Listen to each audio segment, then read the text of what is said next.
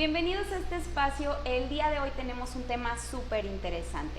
Vamos a platicar de la alimentación en tiempos del coronavirus, la relación que tienen las emociones con la manera en que comemos. Para eso invitamos a la nutrióloga Wendy Capacete. El día de hoy Wendy nos va a platicar todo lo relacionado a este tema. ¿Cómo estás, Wendy? Muy bien, Billy, gracias por la invitación y por abrirnos el espacio aquí a Consejos Municipales de Salud, en específico a mi programa, que es el Consejo Municipal de Seguridad Alimentaria y Nutrición. Ahorita a lo largo de la plática van a ir ustedes viendo este tema tan interesante, como ya lo menciona Billy, donde vamos a ver qué relación tiene todas las emociones en nuestra vida cotidiana y cómo va de la mano con nuestra alimentación. Esperemos que les guste y pues empezamos. Comencemos. Wendy, ¿qué relación hay entre la manera en la que nos sentimos y lo que comemos? Mira, Billy, la alimentación es algo que está presente en cada etapa de nuestras vidas. Desde que nosotros estamos en el vientre materno, ahora yo lo estoy experimentando en carne propia con mi bebé. No solo le das alimento a tu bebé, sino que le transmites también emociones de protección, de cariño, de amor.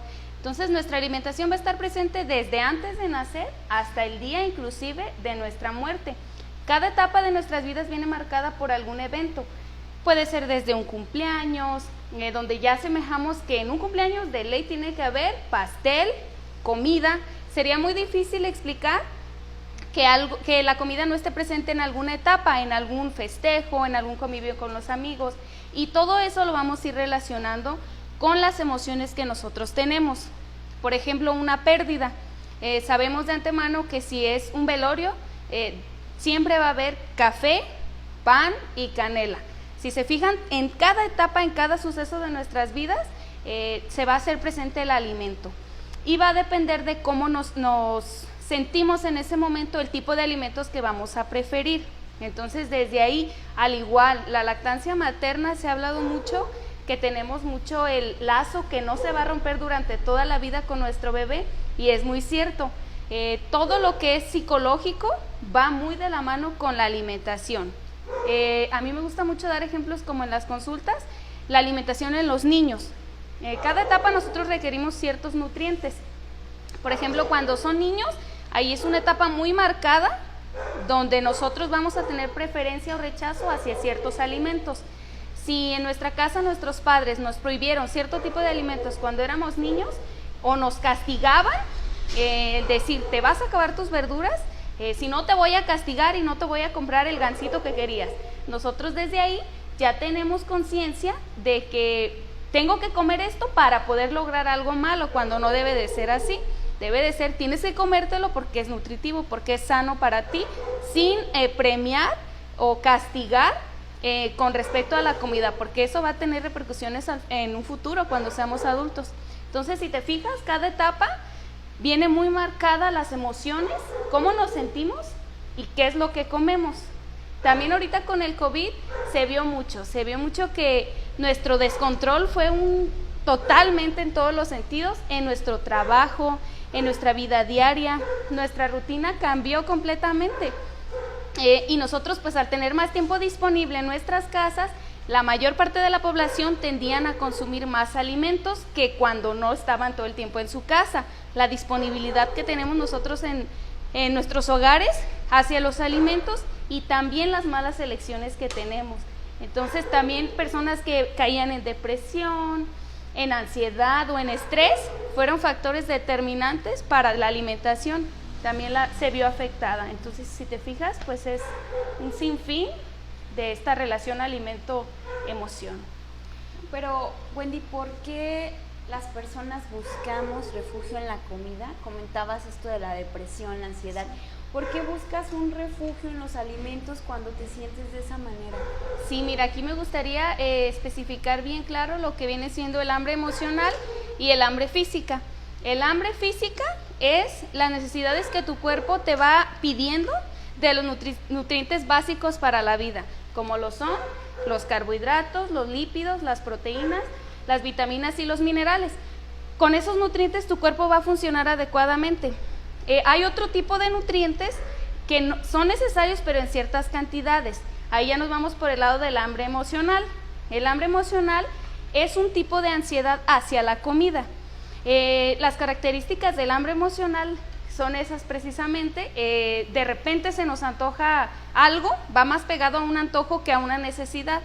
Se nos antoja una pizza en ese momento, pero resulta que yo estoy deprimida en mi casa, estoy sola y empiezo a depositar ese sentimiento de vacío en esa pizza. Entonces ahí ya estamos hablando de un problema psicológico, ya hay una ansiedad hacia ese alimento, lo cual pues no debería de ser. Nosotros deberíamos de comer siempre por necesidad biológica, una hambre física y no emocional. ¿Y qué va a pasar si yo no trato esa ansiedad, esa hambre emocional? Pues solamente va a ser como una bola de nieve.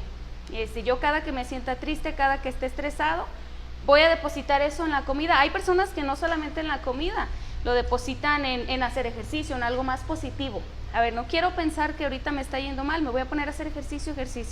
Pero hay quienes en la alimentación no tan positivo. Recordemos que los excesos... Sí, ahorita vamos a hablar de los trastornos, que también no hay que caer en eso. Hay que pegarnos lo más... Es cierto, hay que alimentarnos, pero con responsabilidad y con conciencia, ¿verdad? Entonces sí, en ese punto del hambre emocional, sí hay que tratarse. Yo la verdad les recomiendo, si nosotros solemos ceder ante nuestros impulsos de antojos y eso, es algo que hay que tratar, porque no debería de ser así, ¿verdad? Bien, Wendy, ¿este tipo de episodios podrían derivar en un trastorno alimenticio? Por supuesto que sí. Mira, los trastornos de la conducta alimentaria, las personas que padecen baja autoestima e inseguridades son más propensas a desarrollar un trastorno de la conducta alimentaria. Esto es porque van a ser mucho más susceptibles, ya que sus cambios hormonales, sus cambios, su percepción ante los alimentos va a ser mucho más fácil que caigan en ese tipo de trastornos. Ahorita nosotros, yo pienso que desde que somos niños en la escuela nos enseñan como los básicos, anorexia, bulimia, y son así como que los de cajón de trastornos. Pero ahorita a mí en lo personal me llama mucho la atención 3 en específico que sí estamos viendo últimamente, y que cabe mencionar que los trastornos tienen origen multifactoriales. Pueden ser biológicos, pueden ser familiares, culturales, y psicológicos. Casi siempre va de la mano el psicológico con cualquiera de los otros. Ya tengo yo una inseguridad, ya tengo un problema de tipo emocional, y aunado a la cultura en la que yo me encuentro, a la sociedad, a mi ambiente familiar, si por ejemplo mi mamá, mi papá, todo el tiempo me están diciendo, ¿sabes qué? Ya estás pasadita de peso, o al revés, estás muy delgado, y aunado a que yo sea una persona insegura, va a ser mucho más probable que yo desarrolle un trastorno de la conducta alimentaria a lo largo. Y esto puede ser en cualquier etapa de nuestras vidas, desde niños, desde que somos adolescentes, o inclusive personas adultas. Se ha visto que personas que siempre han tenido buena alimentación, su peso adecuadamente, han desarrollado trastornos de la conducta alimentaria por los factores que ya te mencionaba. Los 3 a mí que me llaman ahorita mucho la atención: uno es la ortorexia. Para los que no conocen mucho de ese trastorno, la ortorexia es las personas que ya caen en una obsesión con la alimentación saludable. Es verdad que debemos de alimentarnos saludablemente, proporcionadamente, pero cuando ya caemos en un exceso de que nos causa una frustración, si nosotros no hacemos cierto régimen alimentario, si por algo fallamos, nos sentimos frustrados con nosotros mismos. Caemos ya en una obsesión, nos castigamos a nosotros mismos por no haber cumplido esa meta, pero eso también tiene un trasfondo psicológico. No es necesariamente el que, fallé con la dieta, no pasa nada, mañana la recupero. No, ese tipo de personas se culpan, lloran, se estresan, se deprimen por no seguir al pie de la letra exactamente ese régimen. Inclusive, pues no tienen ni siquiera paz mental, porque todo el tiempo están contando las calorías. Ya me comí esto, no debí de habérmelo comido. Entonces no, yo como nutrióloga se los digo, es saludable alimentarnos bien, pero no caer en esos excesos. Por ese lado sería la ortorexia. El siguiente que me llamó mucho la atención es la ebriorexia. Es uno relativamente, para mi conocimiento, nuevo, pero que llama mucho la atención y se está viendo mucho en estos tiempos. Ese trastorno básicamente trata de sustituir los alimentos por alcohol.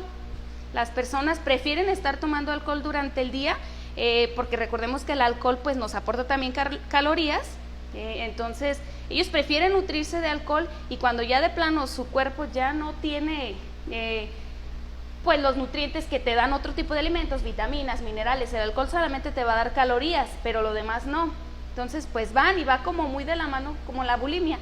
Entonces van, sufren un atracón de comida, pero así como la consumen, van y la devuelven, la vomitan. Entonces así es básicamente de lo que trata la ebriorexia. ¿Y este trastorno en qué tiene su origen? O sea, ¿cuáles son las causas para decir voy a tomar alcohol todo el día en vez de comida? Sí, volvemos ahora sí que a lo mismo, al tipo de persona, cómo enfrenta las situaciones de su vida diaria. También tiene un origen psicológico, son personas que por lo regular tienden a ser delgadas, les gusta ser delgadas, cuidar de su cuerpo, a costillas de lo que sea. Entonces, este tipo de trastornos son nuevos, inclusive yo pienso que son experimentales, que hubo alguien que se le ocurrió empezar a hacer eso, que le dijeron, ¿sabes qué? El alcohol te produce calorías, te aporta calorías, entonces pues si son calorías me va a alimentar, pero que no tiene conocimientos nutricionales de cómo debe de ser realmente una alimentación, y son relativamente nuevos, y me atrevo a decir que van a salir muchos más trastornos de la conducta cuando alguien, por ejemplo, descubra, ay, mira que la dieta del plátano, por ejemplo, no, pues son personas que solamente plátano todo el día comen. ¿Y qué pasa? Se convierte en un trastorno cuando te impide hacer tus actividades del día, cuando ya te impide trabajar, mantener relaciones con otras personas, socializar. Ahí es cuando ya detectamos los trastornos. Pero este sí me llama mucho la atención porque ahorita el alcoholismo, bien lo han visto en algunas otras entrevistas, ha sido una de las principales causas de caer en depresión, en ese tipo de trastornos. Entonces sí, este es nuevo. El tercero que a mí me llama mucho la atención es la vigorexia. Creo que ya se ha mencionado anteriormente la vigorexia, cómo es que se desarrolla, y su característica principal son personas que se obsesionan demasiado con el ejercicio físico, lo que me mencionabas hace rato, no caer en el exceso. Entonces, sí es cierto, nosotros recomendamos actividad física, una buena alimentación, pero sin caer en los excesos. Yo siempre he dicho, hasta el agua en exceso es mala, ¿verdad? Para nuestros niños, todo tiene que ser en parámetros normales. El ejercicio igual. Son personas que también tienen un origen psicológico. Ya me ha tocado conocer casos que, por ejemplo, hay quienes desde niños fueron con sobrepeso, fueron niños robustitos, entonces sufrieron de bullying. Cuando crecen, tratan de demostrarse a sí mismos y hacia los demás de que pueden lograrlo, y está bien, se vale, me voy a empezar a cuidar, voy a empezar a mantener mi peso, pero cuando eso ya se te convierte en una obsesión y dices, quiero más, oye, pero ya estás bien, no, quiero más, ya estamos hablando que hay un problema que hay que atender y que es de origen psicológico. Entonces, cualquier tipo de actividad, de hábito que tengamos, hay que ser conscientes de hasta dónde es normal y hasta dónde ya es un exceso, y que ya no es normal. Sí, también se conocen casos que entrenan 2 o 3 veces al día. Así o es. Que si comí mucho voy a hacer más ejercicio para quemar las calorías extra. Sí. Es todo sí, lo que... todos son características de la vigorexia, que es muy difícil que alguien acepte que tiene un trastorno de la conducta alimentaria, sea cual sea. Tú dile esto a alguien que sea como muy fan o muy... Esto sí me gusta mucho recalcarlo. El hacer actividad física no es exclusivamente ir a un gimnasio, y lo pudimos ver en esta contingencia. Nos cerraron los gimnasios y todos nos volvimos, todos los que acostumbramos, bueno, ahorita yo ya no, pero los que acostumbramos a hacer ejercicio en gimnasios, pues sí estábamos desesperados porque no teníamos rutinas como bien específicas para hacer en nuestra casa, cuando realmente sí se puede. La actividad física va desde bailar, hacer ejercicios de activación aeróbica en tu casa, saltar la cuerda, es cualquier tipo de ejercicio que te active físicamente, no solamente ir al gimnasio. Entonces, también por eso mucha de la población aumentó de peso, porque entonces dejamos de hacer ejercicio, cambiamos nuestra alimentación, quizá era muy diferente la alimentación que teníamos en nuestro trabajo, por ejemplo, y al revés también hubo quien bajó de peso. ¿Por qué? Porque a lo mejor se alimentaba mucho mejor en su casa que estando en el trabajo, donde solemos escoger comida rápida, estamos quizá a lo mejor más tiempo sentados, en nuestra casa a lo mejor andamos más activos, haciendo pues actividades básicas, que lavando, que haciendo el quehacer. Entonces también hubo quien bajó de peso. o que están acostumbrados a ir al gimnasio y a tener cierto régimen y a la vez nutrir tus músculos, estarlos ejercitando y nutriéndolos, y al ya no hacer esto, pues empezaron a perder grasa, empezó a disminuir el volumen, entonces va de las dos partes, pero sí es básicamente eso. Wendy, y en relación a esto de la pérdida de peso, el aumento de peso, se dice mucho que, por ejemplo, personas que he estado en depresión y sí he tratado de comer bien, pero estoy bajando de peso. ¿Por qué se da esto? Sí, mira, todo va relacionado a lo mismo, las emociones. Nuestro cuerpo es tan maravilloso que cuando nosotros pasamos por una situación de estrés, por ejemplo, se libera en nuestro cuerpo las hormonas, la llamada hormona del estrés, que es el cortisol. Eso sucede ante cualquier episodio, como ahorita, volviendo al tema del COVID, hubo personas que el bombardeo de noticias nos llenaron, nos estresaron, sufrimos de ansiedad, sufrimos de depresión, y a pesar de comer, nosotros bajábamos de peso o subíamos. El cortisol, una de sus características cuando se aumentan los niveles en el cuerpo, es que produce más apetito. En el cuerpo ya es algo fisiológico. Te produce más apetito, entonces tiendes a comer, pero estamos hablando otra vez del hambre emocional, no tanto del hambre física, porque ya hay un cambio hormonal, ya hay ahí eso que me está estimulando a mí, el yo querer comer más.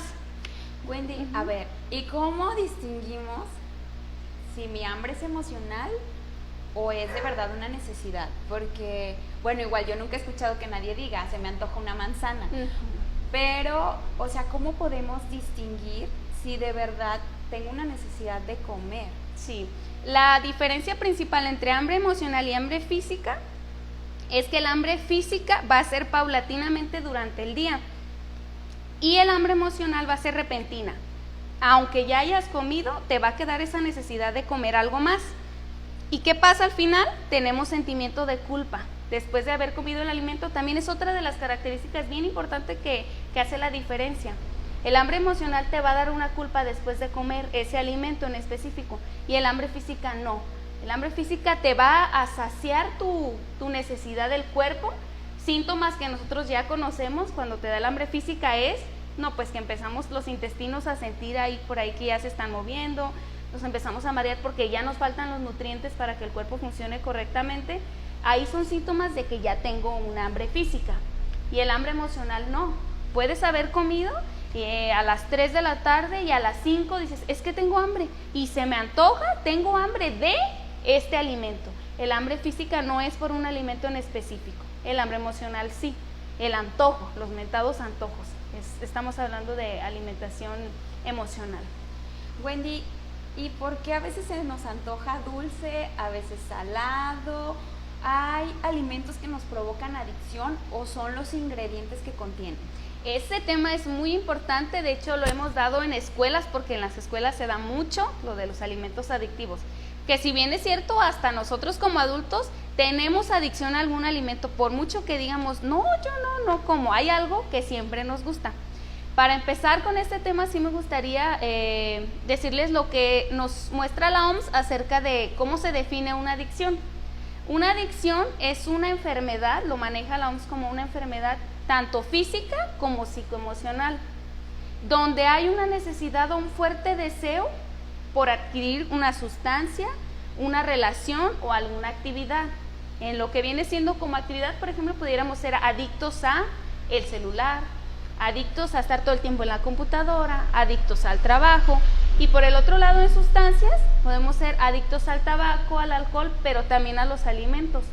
Es cierto que hay alimentos que nos producen adicción, más allá que por sí solos sean adictivos, nos producen en el cuerpo una necesidad, eso que nos define la OMS, una necesidad de consumir ese alimento. Y aquí me gusta mucho mencionarles, los alimentos adictivos va a componer mucho, principalmente de lo que contienen. De eso va a depender mucho que un alimento sea adictivo. Lo que los caracteriza mucho son, por lo regular son alimentos con altas cantidades de grasas, de sodio y de azúcares, y carecen de nutrientes, de vitaminas y minerales. Yo te pudiera dar algún ejemplo, algunos ejemplos de alimentos adictivos que ya se han estandarizado, que son potencialmente adictivos por esa mezcla que contienen, y serían la pizza, las hamburguesas, las papas fritas de las dos maneras, tanto a la francesa como en chips, El chocolate, los refrescos, los helados, el café. Pero el chocolate que contiene azúcar, ¿no? Así es. Porque también es muy importante que cuando tú compres algo, leas la etiqueta. Alguna vez leí que el primer ingrediente que viene en la etiqueta es el que es de mayor cantidad, algo así. Sí, va de mayor a menor, de mayor cantidad como lo principal que contiene de lo que está hecho, pero sí es muy importante eso que mencionaste, el chocolate amargo que es más puro, se vale consumir, inclusive hay ciertos alimentos que nos estimulan en el cuerpo y nos hacen liberar las llamadas hormonas de la felicidad, como serían las endorfinas, las serotoninas, oxitocinas, y esas también se generan en el cuerpo cuando comemos cosas que nos gustan. Por ejemplo, el chocolate, que nos hace que generemos endorfinas. O sea, si te fijas, volvemos a lo mismo de que ni tan, ni muy, y sobre todo, checar etiquetas. Para detectar este tipo de productos sí hay que estar checando etiquetas constantemente, leer los ingredientes que contiene. Ahorita nos cayó de lujo la actualización de la norma 51, la norma oficial mexicana, que ya existía, pero se le hicieron modificaciones por este tipo de situaciones. Ahorita ya a partir del 1 de octubre tiene que venir en cada empaque de productos procesados que es alto mi producto en grasas, en carbohidratos, en azúcares y si contiene conservadores y colorantes, porque todos esos al final no se ponen en el producto porque nutran, se ponen porque las empresas quieren vender. Ellos quieren vender su producto y les van a añadir aditivos que no los necesita ya el producto como sí, pero es parte que también los hace adictivos. En los aditivos se mencionan conservadores, emulsificantes, edulcorantes, todos esos componentes que le van a dar mejor sabor, mejor vista, mejor olor a mi producto. Yo aquí les pudiera mencionar uno de los aditivos que más se encuentran, por ejemplo, en las papas fritas industrializadas, para no decir marcas. En esas se contiene la principal glutamato monosódico, que es un aditivo que potencia mucho el sabor y el olor de esas papas y que hace que nos gusten más, que al final se vuelven adictivos para nosotros. Entonces ellos juegan mucho con nuestra psicología, juegan mucho con nuestros gustos. Los alimentos adictivos también se conocen como palatables o hiperpalatables.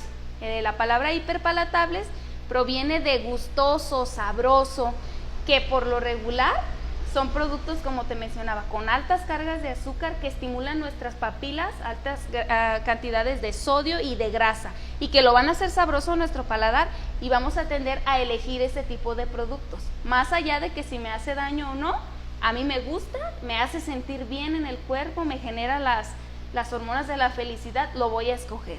Entonces aquí es una lucha constante con nosotros mismos, el qué me hace un beneficio y qué me daña, y qué puedo consumir con moderación o de plano alimentos que no debo de consumir. El café, por ejemplo, hay personas que dicen, no, yo es que si no tomo café no ando activa. Pues si contiene cafeína, que es un estimulante del sistema nervioso y te va a activar, pero así como te activa, te relaja, entonces después baja ese nivel de actividad y otra vez, más café, ahí ya se convierte en una adicción. Wendy, comentabas que nuestros hábitos vienen desde que somos niños, pero si yo soy una persona ya 18, 28, 38 años y tengo este tipo de hábitos que no son tan saludables, a lo mejor me gusta mucho comer dulces, lo hago todos los días, ¿qué podemos hacer para cambiar eso en nuestras vidas? Sí, mira, la alimentación es la base de nuestras funciones en el organismo y de nuestra vida diaria. Las recomendaciones generales que nosotros siempre damos es llevar una dieta correcta. Aquí mucho ojo con la palabra dieta. Luego la referimos. Con Dieta es, peso. o no comer. Estoy a dieta, no como nada. No. Una dieta, su significado es el conjunto de todos los alimentos que consumimos en un día. Ya depende de cada persona si lleva una dieta correcta o una dieta incorrecta. Pero sí, la palabra dieta hay que quitarnos eso de que es matarte de hambre, no, para nada. Es todo lo que comes. Nosotros diario, tú, yo, estamos a dieta. Ya mi dieta puede ser buena, puede ser mala. Para que una dieta sea correcta, tiene que cumplir con 6 puntos muy importantes. Tiene que ser suficiente. Esto es, que me cubra las necesidades que yo como niño, como mujer embarazada, como adulto mayor, como adolescente necesitamos, porque en cada etapa necesitamos diferentes nutrientes y diferentes cantidades. No es lo mismo lo que va a comer un niño que un adulto mayor, ¿verdad? O que una persona que tiene diabetes, obesidad, hipertensión, a lo que una persona que no tiene esas patologías. Tiene que ser también equilibrada, esto es que contenga de todos los grupos del plato del bien comer, frutas y verduras, cereales y leguminosas y alimentos de origen animal. Tiene que ser inocua. En inocuidad vamos a hablar de todo lo que respecta a la higiene de los alimentos, desde que los preparamos, con lavar y desinfectar, y más ahorita todavía, si ya nosotros lo hacíamos correctamente, más ahorita todavía que tenemos esto del COVID, lavarnos nuestras manos antes de preparar los alimentos, consumirlos en buen estado, todo lo que respecta a inocuidad. Tiene que ser variada, esto es, no siempre comer lo mismo. ¿Por qué? Porque a veces decimos, ay, es que yo diario mi desayuno son huevos con jamón o huevos con esto, pero hay otras maneras de preparar, no solamente es el huevo, hay más alimentos de origen animal que podemos meter en cada uno de nuestros tiempos de comida. Y pues las personas que han llevado una dieta lo saben, que nosotros las dietas no las podemos estar repitiendo o estar tanto tiempo con una misma dieta, hay que estarlas variando. ¿Para qué? Para también los nutrientes que contiene, porque no es lo mismo lo que me da el plátano, aunque sea una fruta, que lo que me aporta la manzana. Entonces siempre hay que estar cambiando de colores. Ahorita es muy importante elegirlo de temporada. Aparte de que es más barato, nos va a aportar nutrientes que necesitamos, depende del clima. Por ejemplo, en diciembre se dan mucho las mandarinas, los cítricos, las guayabas, que son excelente fuente de vitamina C. ¿Para qué?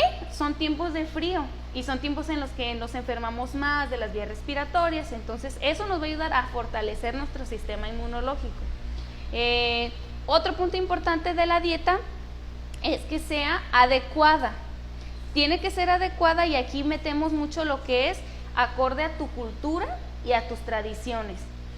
En dietas ya me ha tocado ver algunas dietas de compañeros o inclusive mismas que bajan de internet las personas, donde te ponen, no, pues tienes que consumir salmón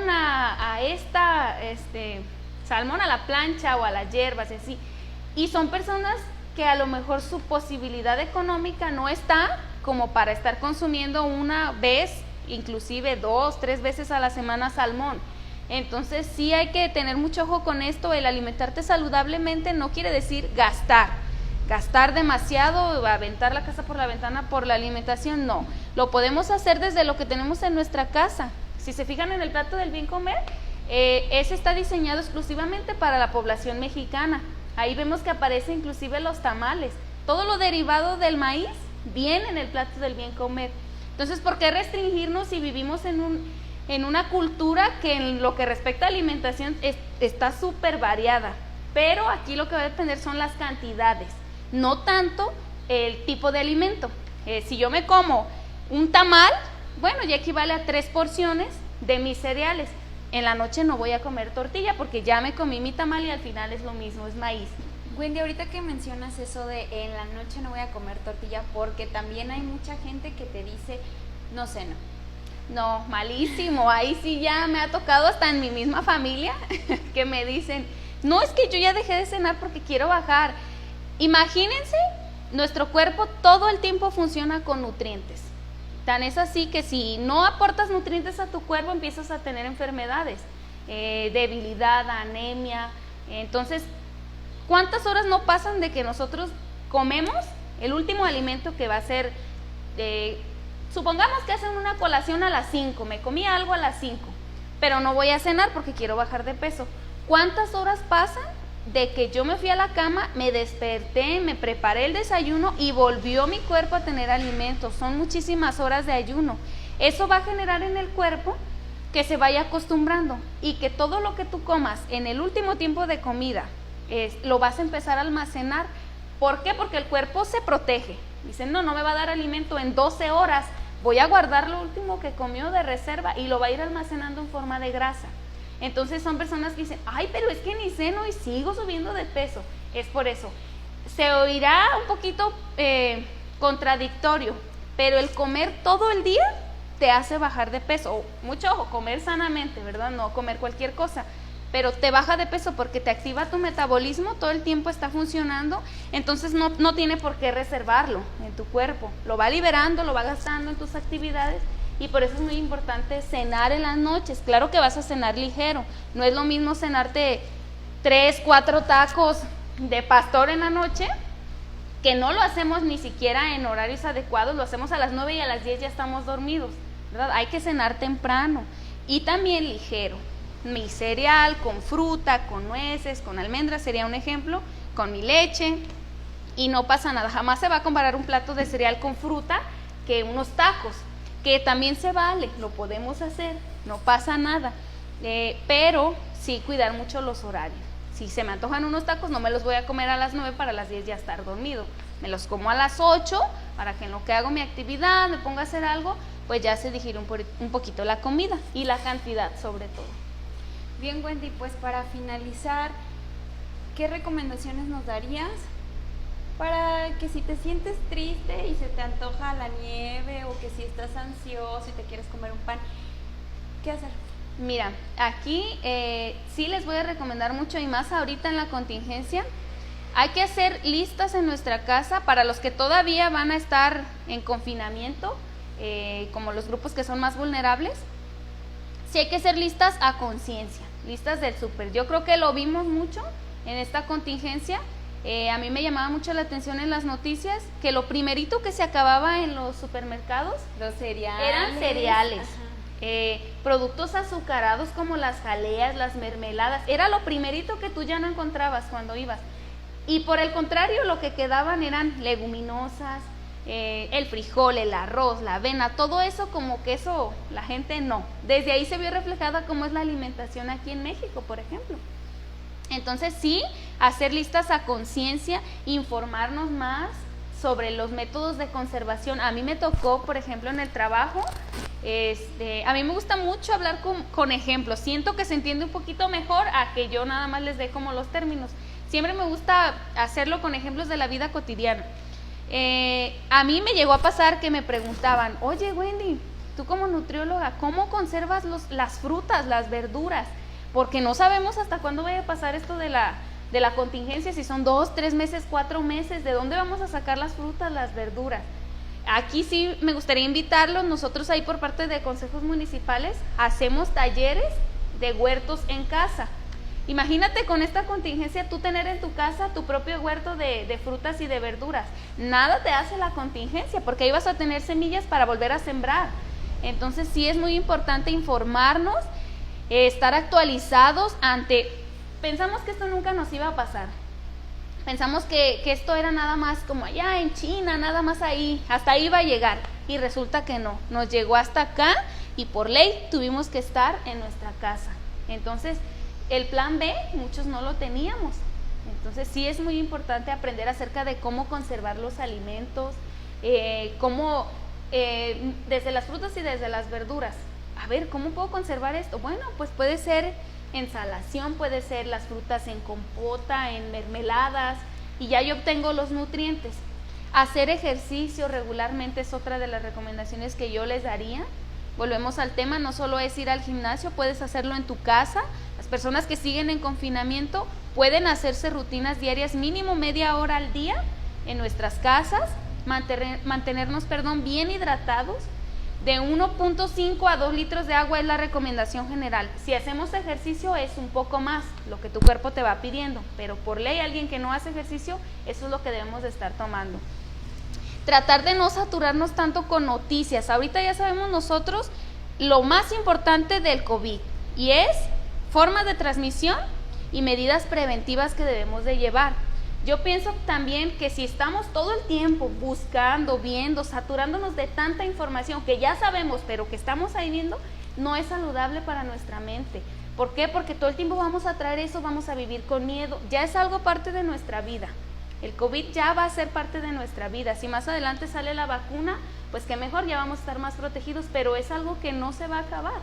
Va a estar presente y hay que aprender a vivir con ello.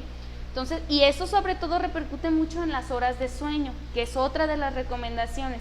Es muy importante tener nuestras horas de sueño adecuadas Evitar en lo posible el insomnio, que por lo regular viene desencadenado por eso. Hubo personas que me decían, es que yo no puedo dormir porque me da miedo salir aquí a la calle.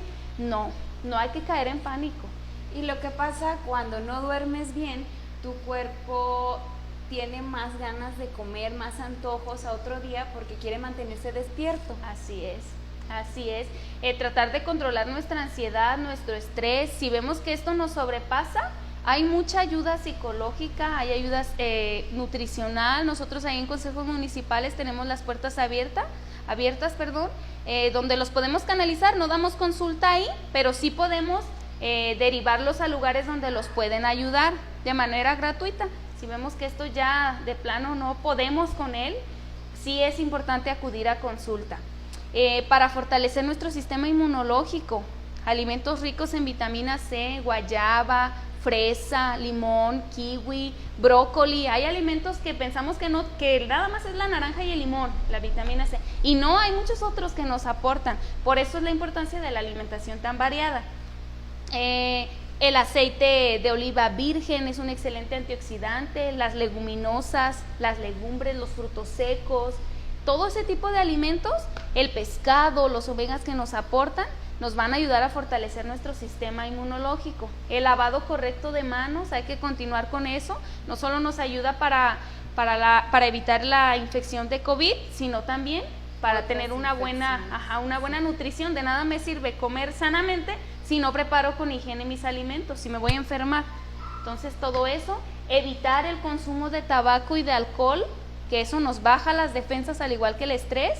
Entonces básicamente sería eso, mantenernos saludables, porque si bien vimos, los grupos más vulnerables que hubo fueron las personas que padecen enfermedades crónicas, y esto es porque ya hay un deterioro en tu cuerpo, ya tu sistema inmunológico está bajito.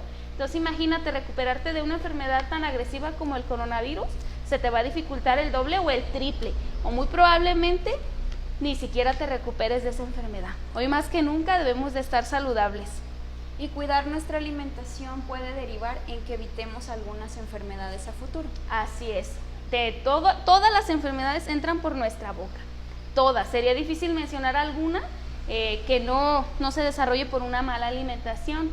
El tener una vejez saludable y de calidad. No es lo mismo llegar a una tercera edad llena de enfermedades, llena de medicamentos, a llegar a una tercera edad donde digas, pues yo no padezco ninguna enfermedad. Síntomas propios de la vejez, no es igual. Entonces ahora sí que va a depender de nosotros qué tipo de vida queremos de aquí a algunos años. Pues muchísimas gracias, Wendy, por haber estado con nosotros, habernos compartido la relación que tienen nuestras emociones con lo que comemos. No, pues encantada, esperemos que de algo le haya servido lo poquito que les compartimos, y pues ahí estamos a la orden para cualquier otra invitación. Por ahí nos estarán viendo compartiendo este tipo de temas tan interesantes. Próximamente te vamos a volver a invitar. Sí, Muchísimas gracias y nos vemos en la próxima emisión.